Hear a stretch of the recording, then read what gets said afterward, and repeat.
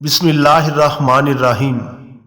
السلام علیکم ناظرین کرام، ایک انتہائی دلچسپ اور ایمان افروز واقعہ پیش کرنے جا رہا ہوں جسے سن کر آپ کا ایمان تازہ ہو جائے گا۔ ماضی قریب کی بات ہے کہ ایک خاتون گزری ہے جن کو حاتم طائی کی بیوی کہا جاتا تھا۔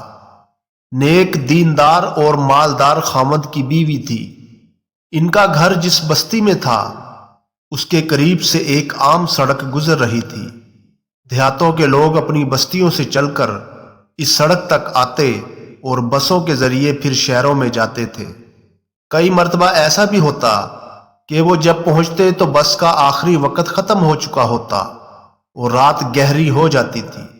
ان مسافروں کو بس نہ ملنے کی وجہ سے انتظار میں بیٹھنا پڑتا اور بیٹھنے کے لیے کوئی خاص جگہ بھی نہ بنی ہوئی تھی۔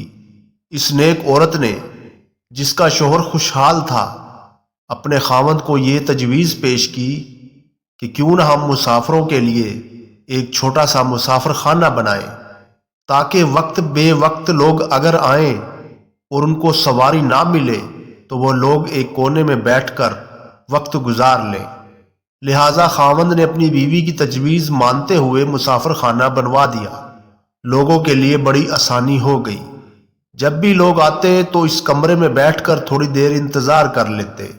کچھ دنوں بعد اس نیک عورت کو خیال آیا کہ کیوں نہ ان مسافروں کے لیے چائے پانی کا تھوڑا سا انتظام ہو جائے۔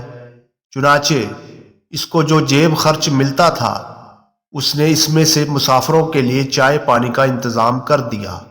اب مسافر اور خوش ہو گئے اور اس عورت کو اور زیادہ دعائیں دینے لگے۔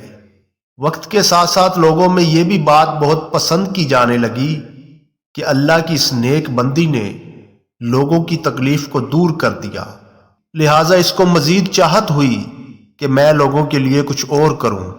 اس نے اپنے خاوند سے کہا کہ اللہ تعالیٰ نے ہمیں بہت کچھ دیا ہوا ہے، ہم اگر کھانے کے وقت میں ان مسافروں کو کھانا بھی کھلا دیا کریں تو اس میں کون سی بڑی بات ہے، ہم اللہ تعالیٰ کے دیے ہوئے میں سے ہی تو خرچ کریں گے۔ چنانچہ خاوند مان گیا۔ نیک بیویاں اپنے خامدوں سے نیکی کے کام کروایا کرتی ہیں۔ یہ نہیں ہوتا کہ کوئی تو تاج محل بنوائے اور کوئی گلشن آرا کا باغ بنوائے۔ یہ تو بے وقوفی کی باتیں ہیں کہ دنیا کی چیزیں بنوا لے۔ یہ کیا یادگار ہوئی؟ یادگار تو وہ تھی جو زبیدہ خاتون نے چھوڑی کہ جن کی نہر سے لاکھوں انسانوں نے پانی پیا اور اپنے نامہ اعمال میں اس کا اجر لکھا گیا۔ تو نیک بیویاں اپنے خامدوں سے ہمیشہ نیک کاموں میں خرچ کرواتی ہیں۔ چنانچہ شوہر نے مسافروں کے لیے کھانے کا انتظام بھی کر دیا۔ لہٰذا جب مسافروں کو کھانا بھی ملنے لگا تو بہت سے مسافر رات میں وہاں ٹھہر جاتے اور اگلے روز بس پکڑ کر اپنی منزل کی طرف روانہ ہو جاتے۔ یہاں تک کہ وہاں پر 150 مسافر روزانہ رہنے لگ گئے۔ کھانا پکتا، لوگ کھاتے اور اس عورت کے لیے دعائیں کرتے۔ اب کچھ لوگ ضرورت سے زیادہ خیر خواہ بھی ہوتے ہیں جو خیر خواہی کے رنگ میں بد خواہی کر رہے ہوتے ہیں، دوستی کے رنگ میں دشمنی کر رہے ہوتے ہیں۔ چنانچہ ایسے آدمیوں میں سے ایک دو نے اس کے خاوند سے بات کی کہ تمہاری بیوی تو فضول خرچ ہے، 150 بندوں کا کھانا روز پک رہا ہے۔ یہ فارغ قسم کے لوگ، نکھٹو اور نالائق قوم کے لوگ یہاں آ کر پڑے رہتے ہیں، کھاتے رہتے ہیں۔ تمہیں اپنے مال کا بالکل احساس نہیں، تمہاری بیوی تو تمہیں ڈبو کر رکھ دے گی۔ لوگوں نے ایسی باتیں کہیں کہ خاوند نے کہا کہ اچھا، ہم ان کو چائے پانی تو دیں گے، البتہ کھانا دینا بند کر دیتے ہیں۔ چنانچہ کھانا بند کر دیا گیا۔ جب عورت کو پتہ چلا تو اس عورت کے دل پر بہت صدمہ گزرا، مگر عورت سمجھدار تھی۔ وہ جانتی تھی کہ موقع پر کہی ہوئی بات سونے کی ڈلیوں کی مانند ہوتی ہے، اس لیے مجھے اپنے خاوند سے الجھنا نہیں چاہیے، لہٰذا میں موقع پر بات کروں گی تاکہ میں اپنے خاوند سے جو بات کہوں وہ اس کو سمجھ میں آ جائے۔ وہ نیک عورت 2-4 دن خاموش رہی۔ ایک دن وہ خاموش بیٹھی تھی۔ خاوند نے پوچھا کہ کیا معاملہ ہے، خاموش کیوں بیٹھی ہو؟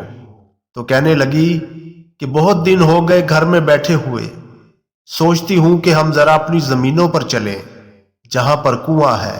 شوہر نے کہا بہت اچھا، میں تمہیں لے چلوں گا۔ चुनाचे खावंद अपनी बीवी को लेकर अपनी जमीनों पर आ गया। जहां बाग था, फल फूल थे और ट्यूबवेल भी लगा हुआ था। वो औरत तो थोड़ी देर बाग में घूमती रही और फूल तोड़ती रही, फिर आखिर में आकर कुएं के करीब बैठ गई और कुएं के अंदर देखना शुरू कर दिया। खावंद समझा कि वैसे ही कुएं की आवाज सुन रही है और पानी निकलता हुआ देख रही है। जब काफी देर हो गई तो खावंद ने कहा कि नेक वक्त, चलो घर चलते हैं। वो कहने लगी कि हाँ बस अभी चलते हैं, और ये कहकर वो बैठी रही।